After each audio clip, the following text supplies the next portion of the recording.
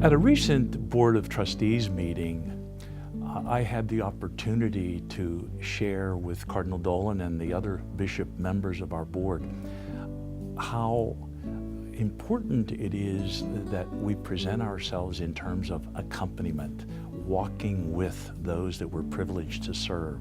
And we had a very animated discussion about this. So I'd like to share some of the points that I tried to make with the bishops. When we talk about accompaniment of those in the Middle East and in India and in Northeast Africa, of course we talk about prayerful support and prayerful accompaniment. That's where it all starts. And then we talk about the financial needs and how important financial support is.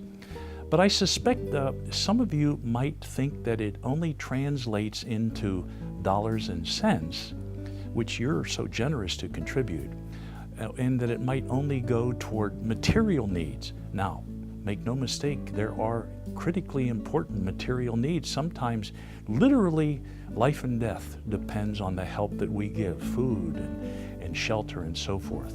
And thanks be to God that you help us with that. But we also help in other ways. For example, in almost all of the seminaries in the CNEWA world, we're privileged to offer very basic, very critically important support for those young men who are preparing to be church leaders, with religious men and women, especially in the time of being novices. We're there, we're accompanying them, we're walking with them. Many times bishops will seek the counsel. We have wonderful regional directors and supportive staff. They've been, some of them working more than 30, 40 years. So they're very known in the community, very knowledgeable, and we're asked to give counsel sometimes. Sometimes we're asked to give technical support when, for example, religious sisters have a critical electrical need, something dangerous. Well, we're not electrical contractors, but we can connect them with reputable people that can help.